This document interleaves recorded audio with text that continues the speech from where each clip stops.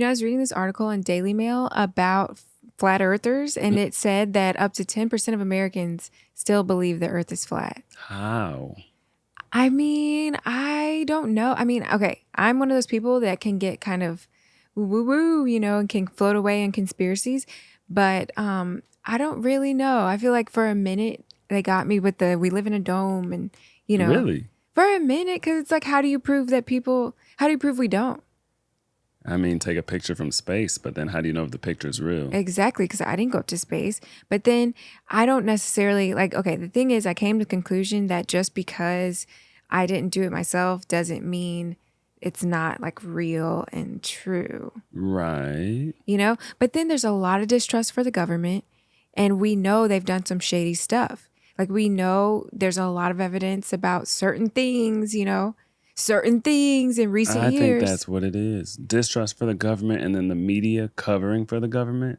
It makes you question everything now. Everything. But then it's like, how do you stay grounded? Like, how do you differentiate between, just regular distrust and like miss all that kind of stuff and like flat earth and conspiracies? I don't know. Someone could totally write a book on this, like the art of staying grounded. Right? Because if you think about it, okay, you've got like Sandy Hook happened some years back, but I think a lot of people questioned whether it was real just because it was so unbelievable, Right. But then a lot of stuff has happened since that I think we kind of all know those things do happen, But then there's other stuff, like, I mean, you've got religion, you've got unlimited categories of things where you've got everybody believes their own religion is like the true truth. Right. But they have different sort of storylines, like different, you know what I mean? But it's as true to that person. So how do you know the difference? Like, I don't know, man. I think a lot of things we believe is just blind faith. I think it's really that simple. And then people who don't believe what you believe, like Earth is round versus Earth is flat. Okay, do the flat earthers have evidence? I doubt it. I've never looked into it. I just heard of this thing, flat earth. So I don't know why they believe what they Right. believe, but they probably have some kind of, evidence they're stretching. It's a long shot and they just believe it more or Right. less blindly with minimal evidence. It's like when people go into the Bermuda Triangle or they just vanish, they say they fall off the edge, Right. But then where do you fall to if you fall off the edge? Like, how do we have gravity keeping us grounded, but then you can fall off the edge to, like, there's something lower than that grounds you further than gravity, I hear you. I hear you. I'm not into the flat earth. I never got into the Sandy Hook thing, so I don't know why they thought it was fake. But I would guess it just goes back to not trusting the government and the media because they're both really sketchy. Yeah, like aliens. Like aliens and Bigfoot. I feel like aliens, very likely that aliens are real. Bigfoot, very unlikely. Right. You know what I mean? But it's like, how do you how do you prove, like, what is an alien even? Are they humanoid? Wouldn't it just be life in an alien planet? Like on a different planet than this one? Just a different life form, basically. Yeah, couldn't it be bugs technically on a different planet would be aliens? Right. But I think when people think of aliens, they think of like E.T. They think of that sort of green or brown, 2 legs, 2 arms, weird fingers, big head. I don't know if that is likely to exist. I'm just saying Spaceships. life on other planets, that's highly likely to exist somewhere because the universe is so large. Right, exactly. But then it's like, are there parallel universes? Are there other Earths where there's like humanoid type creatures that have evolved? I see what you're getting at. There's just so many theories about life and random things. How do you pick the right one? Right. And it's like science finds out a lot of stuff, but then it's like, if you're not a very advanced scientist, then how can you know for sure you're not being deceived? I don't think you can. Why do you have to know for sure? I think life is kind of like art. You know what I mean? Like we're all writing a script to our own movie. Life is open for interpretation, just like art. And I think it's like that. You believe what you believe, interpret it how you want. Hey, you may see off into the horizon of the ocean, be like, ooh, after the ocean, it's flat. People drop off. It's flat earth. Right. That's your art. That's your life. I really don't care if you believe the earth is flat or not. You know what I mean? Yeah, I think it's kind of like I can see that. Because you find people walking along the beach and like, especially, people that are unhoused and stuff that like just really develop into their own form of art. And their whole body and way of life is an art. Yeah, but it gets tricky because what if your belief, you're writing your own movie. What if your belief is detrimental to other people? Like, what if you start believing zombies are real and certain people are zombies? Ooh. then based on your belief system, you would be you'd be right to just off those people, just kill them because you believe they're zombies. 100% believe that to be true. Yeah, so it's like, okay, there is like a fine line between let these people believe what they want to believe and like, dang, this could get dangerous real fast. Do you think that's why governments kind of give people belief systems? Like, for example, in America, we're kind of given the system of like 9-to-5 work culture, like go to school in a schedule and like, you know what I mean? The weekends are your time off. Like we're given that. We're not just able, like we have to think outside the box to create our own workflow. You know what I mean? Yeah, we're not raised to be entrepreneurs. Right. But do you think that that system is given so that people don't fall into that detrimental to others, like non-civilized? Well, yeah, I think it keeps society orderly. Yeah. And I think that's really what the government's concerned with, surviving as an entity and gaining more power, because that's what every entity wants to do. Nobody wants to be stagnant. Nobody wants to decay and die. And businesses, organizations, governments, they're all the same. They want to grow. Everything alive wants to grow. The government wants to grow. They want more power. They want to survive forever. You know what I'm saying? They don't want to collapse and then a new government takes its place. So they're going to keep doing things that are good for them, that make them grow. So you think every country wants to stay alive too? Yes. Interesting, because I feel like modern day, sometimes you see countries doing things that are like counterproductive to that country's like longevity. What do you mean? Just sort of lessening punishment for crimes. But that's your opinion. Well, okay. How could allowing criminality to run rampant like improve the longevity of a country? I mean, I didn't say it was a bad opinion. Because, I mean, if you think about criminality like disease in a human body, right? You think about basically just bad guys and good guys. You've got the bad unwanted bacteria and you've got good bacteria. And like, I mean, this is kind of like a harsh analogy when I think about it. It's pretty wild. But when I think about it though, all bacteria is equal. It's just some of them help us survive longer and some of them kill us faster. Yes. And that's just like what it is in nature. So if you think about society as an entity that wants to survive or whatever, like the structure of a government, a country wanting to survive, then like how does allowing the bad bacteria to grow increase the chances that that organism survives longer? I love this analogy. I feel like it's rough. This one's great. Because like all bacteria is equal. And like yeah, it really is. Yeah. Which we learned about through like eating keto in the gut. You take antibiotics, it kills off your good bacteria. Yeah, you take probiotics. No, I love this. So I don't know. I don't know how that's going to help society. I'm just saying that may be our opinion. That letting criminality run rampant is not good for a society, which I mean, it's a pretty common sense opinion, but I'm also not an expert on civilizations. Yeah, true. But it just seems like common sense. But some things that seem like common sense are not common sense. But in this instance, I think it's common sense that it's not good to have high rates of crime. Right. But then I guess, you could say there is a sort of argument, like the people who are, I don't know, pro like letting criminality be a little, like, decriminalizing marijuana, for example, not the most harmful of a product. And it's not like, it's not hurting anybody. It's like, why do people go to prison for life because of marijuana? So they want to decriminalize. I think in general, most people don't want to get rid of all punishment. They just want to get rid of harsh punishments for like petty crimes, which I do think there is also the other side of it, the overreach of punishing like really petty crimes just to like take chopping an arm off if you stole a banana. Yeah, basically, for whatever reason, maybe take fathers out the homes and things like that. Like who knows why, but I definitely think that's an issue. But in general, it seems like there are some crimes that really destabilize at least cities. Like our wedding was in Ferguson right around when the Mike Brown thing happened. And a lot of people were setting businesses on fire. And those businesses were small business owner businesses. So, some of them were big, some of them were big businesses. But it's like that, I would say, isn't petty because the neighbor next door that saved all his money and bought, a franchise now is back to square one. So it's not necessarily hurting. That's a serious crime. But I thought our wedding was in St. Charles.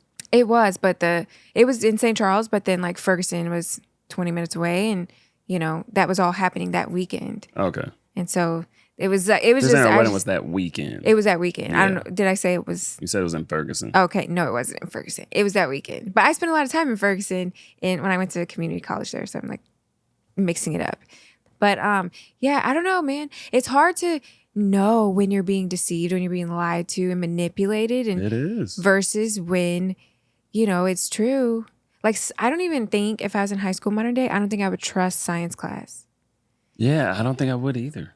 Like, but growing up, I just trusted it blindly. Right? But then, okay, so in college, I actually almost failed biology freshman year. Do you know why? I believe so. Can you refresh me? It was because I was in biology and we were doing this evolution project. It was like 50% of the grade. And I was like, how am I going to believe in this evolution, like, whatever, this came from, like it all, Big Bang Theory, whatever, and also simultaneously believe in Adam and Eve and that Right. whole dissension. How? Like there was a snake in the garden at the same time as Adam and Eve, the first humans. How am I supposed to believe that happened, like the Big Bang happened? Yeah, I wonder if you could have got a religious exemption. You know what I'm saying? Because they were about to fail me. I'm like, I'm paying for this class. So how are you going to fail me when I'm asking you a true, like, philosophical question? Like a genuine philosophical question. And if you're a teacher, I mean, back then, I just thought teachers knew everything. So I'm like, you're teaching me this. Teach me. What do I need to actually know about this topic? And she was like really frustrated. And I had a whole meeting with her. And she was like, look, if you don't put the answers that you're supposed to put, you're going to fail the class. Dang. The same thing happened with my philosophy teacher. But over what? In the philosophy class? Because I was supposed to be memorizing theories, like memorizing philosophical perspectives instead of questioning them. And I just spent the whole class like questioning them, just kind of trying to like break them. I mean, you would think that's what you're supposed to do in a philosophy class. It's Right. not memory work class. And that is why I hate school overall. It's 90% memory work. Like even math is mostly memorizing formulas. Yeah. Now, there's very little in school that's not memory work. You could say like writing essays, like English, writing essays. But then it's like you get one teacher that says you're a great writer, you should grow up and be a writer, and the other teacher says this is awful, I hate it. It's like that's what my experience was. I had one English teacher that barely gave me a B in high school. The rest of my English teachers, I got all A's. So it's like I graduated with over a 4.13 weighted GPA. Yeah. You know what I mean? Like I wasn't a dumb kid, but this one English teacher would not give me an A. I guess she just didn't like my writing. I don't know. Dang, you graduated with 4.1 something? Yes. That means you took AP classes. Like 4 point something, 4 point whatever. Over 4.0, you have to take the... Yeah, I took AP classes and stuff. Dang. But I could not get an A in her class for no matter what I tried. And see, that's kind of why I like the format of school of memory work, because if they teach it like, hey, this is memory work, this actually isn't, us like maybe you're expanding and learning things you didn't know, but you're not like questioning and creatively learning. You're just memorizing. If they taught it like that, I'd be okay with that, because then you can have teachers repeat the same recipe. Like you can have teachers using the same criteria, like did you memorize this perfectly or not? And then it'll be more equal. Yeah, at least with the memory work stuff, it's subjective. If it's not memory work, it's subjective. So now it's some random teacher's opinion. What if I don't care about that teacher's opinion? Ooh. Why do I get graded by this person's opinion? Because they have power over you. Exactly. And so I don't know. I always hated school. It's like I like the socialization aspect. I like playing sports and things like that. But school was such a drag. Like, now, you know what I found so interesting? What? So I did like 2 full years or 1.5, something like that at university. And then I did like 1.5 or something at community college, right? For college. And I found that my community college teachers were way more just like interested, invested, and like experts in just whatever field they were teaching in community college. But it was like a ghetto school and it was cheap compared to university. It was in Ferguson. Yeah, it was in Ferguson. And university was like teachers from all over the world. Like I had an Australian teacher, I had a South African teacher, Indian teacher, like, experts more so. But they actually were like educational, like they had gone to a lot of school, but they actually didn't like work in the field ever. Well, they were probably more stuck up. They were. I mean, they were part of academia and they probably thought their poop didn't stink. The community college teachers probably had real life experience and they may have been teaching just for passion, for fun. Yeah. And they were probably more humble and interested in the kids. I will never forget, I had one that was like a pastor, a doctor, and a professor. And it was a woman and she was like a real old school black lady. And she like was like, call me Pastor Dr. Dr. Price. And I actually, like, everyone hated her, that to the point where the class went from like 30 people at the beginning to 5 people ended up passing because everyone dropped out by the end. And I was like, oh, I recognize this personality. Very rough, very difficult person. So I like made her love me. But one of the things was you had to be early to class. You had to be 5 minutes early or she would lock the door and you couldn't get in. That's crazy. She was insane, okay? Like, why do I have to be early to class I'm paying for? Can I just be on time? Right, right. Like, I wonder if she's still living. She was like, but I figured her out, and she ended up like, I was like, one of the 5 people that passed or whatever. But she even wrote like a referral. But anyway, I feel like people like that, it's just like, you can have somebody that's just crusty, hard to get along with, but they can be one of the best teachers you've had in your whole life. She was good? Yeah, she was one of the best teachers I've ever had. I feel like she genuinely cared to like have you expand your mind and not just memorize something. You know? That's what teaching should be, like guiding students and teaching them how to think. I bet help them question things and right? expand their consciousness. I bet it was like that in the past. When? I mean, I don't know, because I feel like we went from probably apprenticeships and like a form of, you going under someone's wing and learning a trade to the evolution of teaching in the school system and stuff. But I bet at some point teachers were passionate, just like medical professionals were passionate before it became all big pharma kind of, manipulating. Maybe back in the Socrates and Plato days, you're just sitting around and you have your teacher and he's like doing all this philosophy and making you question things. Maybe back then. Right. But I feel like sometimes we, like as millennials and maybe even Gen Z, we have a tendency to kind of glorify the past and think it was so much better than things are today. But we know human nature doesn't change that much. It doesn't change that much, but then the people in power, they are trying to get more power. So maybe they have more power now for our generation, so they're abusing it more than back in our parents' generation. I don't know, but I think the human propensity for crime and to take advantage of people, lie, cheat, steal, I think all that has existed since the beginning of time.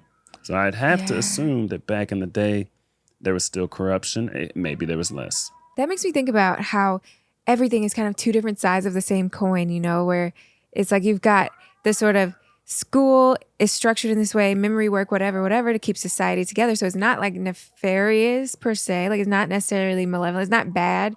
But then the alternative side of it is like, what about, freedom of thought, freedom of expression? Like, how do you get your brain to develop to a place where you can think for yourself and you think forward if you're constantly just put in a box and told, right, rinse, repeat, memorize this? Yeah, I think you have to earn that. You have to earn the ability to think for yourself because all the forces that be are trying to get you to help them survive and grow. Like the government is just trying to get you to be an orderly person in society so the government can be stable, so you cannot think they can take advantage of you and get more power, pass these unconstitutional laws, more power, more power.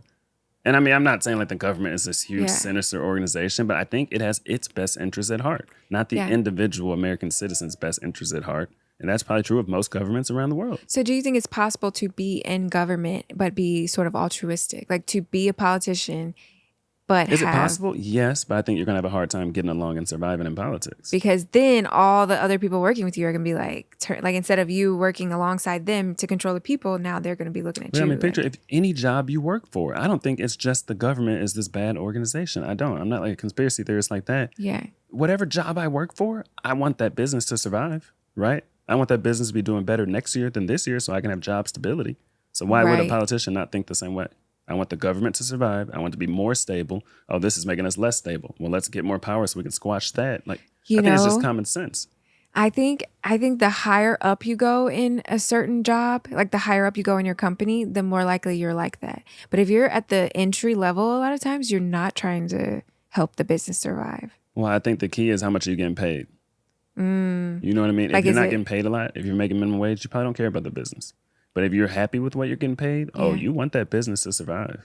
Ooh, because that just made me think about like HR people and like, regional managers and things like that. And they always seem to care so much more than the people that are subservient to them. Right.